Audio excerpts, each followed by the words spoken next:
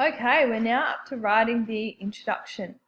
Now this is exciting because once this is written up, you've officially started your draft. Now the introduction is also very much structured in the way it needs to be set out. So please just follow the guidelines. All you'll notice is on my screen here, I do have some things in boxes, whereas your version doesn't have the box, but nothing else has changed. It's approximately 200 to 300 words. So you'll find that you reach that fairly easily, so try not to go over that because you will find you need those words for your main body. The introduction serves the purpose of setting the investigation into context. It's like the opening, spelling error, pages of a story or the first scene of a movie. So, you set the scene for what's to come.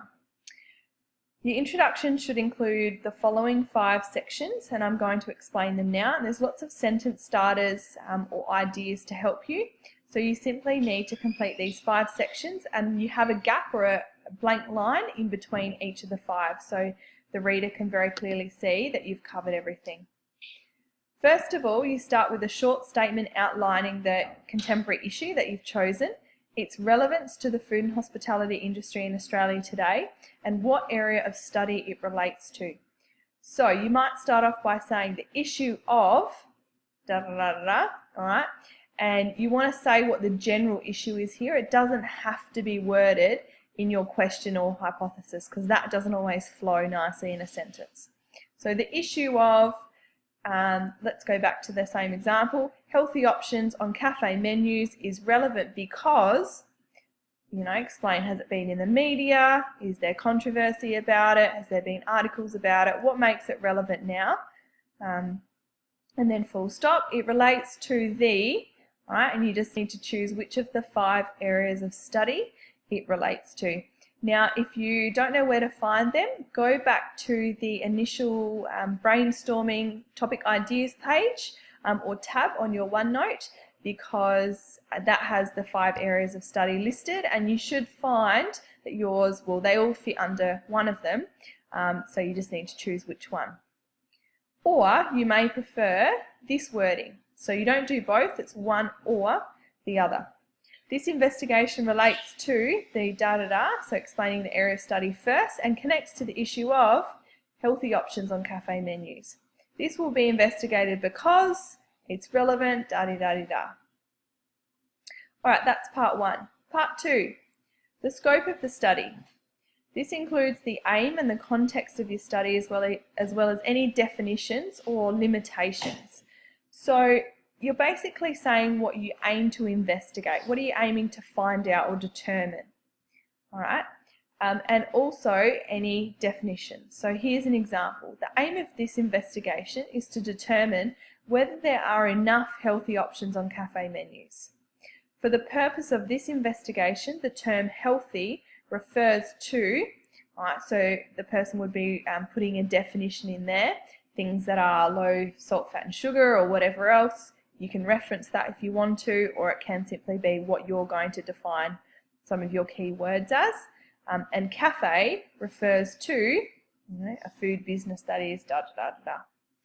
That way you just get very clear in the reader's mind right from the start what you are counting and not including within your investigation, in terms of your focus. All right. Possible sentence starters here, alright, so some ideas to get you started. Again, you don't use all of these are just one or the other. The aim of the study is to investigate, or this investigation is based on.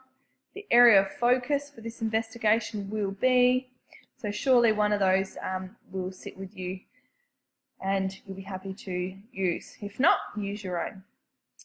Number 3. Questions. So you now then list what your major question or your hypothesis, your statement is, and then simply list in dot points your focus questions. So this one's really easy. The major question, or you might say the major hypothesis for this investigation is, and this is where you actually state it in the exact words that you've chosen for your question or hypothesis. Before you were just writing about it in general, now you put the actual wording. And will be guided by the following focus questions, this, and this. All right, you simply list them like that. And that's all. Section 3 is done. Moving on to section 4. Methodology. So this includes outlining what primary and secondary sources you intend to use and the methods of gathering them. So at this point, you may hope to get in touch with a social media expert or a nutritionist or a cafe owner, or whoever it is, but you don't 100% know. That's okay. This is about how you're planning to get all of your information, and it doesn't matter if it changes or it doesn't happen. This is just the plan. So here's an example. In this investigation, the intention is to interview at least 3 people who own or manage cafes. 2 different surveys will be used to seek feedback from regular consumers at cafes, and secondly, cafe staff. Observations of local cafe menus will be used and an interview with a nutritionist will be conducted. Secondary information will be sought from the internet, print articles and online forums and blogs. Alright, and it's quite fine to follow the wording of that. This has actually come from, or been adapted from the SACE samples and things, so don't feel you have to completely change it. This sort of wording is fine to use in your introduction. Okay, so this is where having a research plan is very useful, because you can simply go back to your research plan and you will know exactly who you're intending to contact and what you're intending to observe and the sorts of websites you're going to look at. Section number 5, this is just acknowledging any limitations or potential bias that your research may have. Because we are not conducting a full-blown Australia-wide investigation into your issue, you are looking just at your topic within a specific area generally with specific or limited resources. So for example, research will be limited to cafes in the northeastern suburbs of Adelaide, or surveys will be conducted with consumers. However, due to the personal nature of eating habits, this may impact the research or the findings, etc. So this is just acknowledging that, yes, in the methodology I'm saying who I plan to interview and what I plan to research, but I'm acknowledging that my sources are limited to this area or these sorts of people, or I might get more consumer opinions than I do chef opinions. Therefore, I need to weigh up, is it going to be more biased towards the consumer point of view because I don't have as many chefs, etc. Okay, if you're stuck on that one, we'll have a chat, but otherwise, that's the last section. So you now just put it all together. So just delete all of the other example sections. So it's just your introduction. If you knuckle down, this usually takes about a double lesson. So good luck, and that will be your introduction done.